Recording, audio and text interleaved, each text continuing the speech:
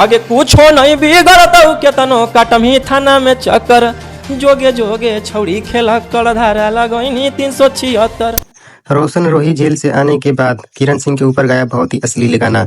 और रोशन रोही को जेल भिजवाने में किसका हाथ था और जेल से वापसी कराने में किसका हाथ है, चलिए दोस्तों आज की वीडियो में हम इसी पर बात करने वाले हैं।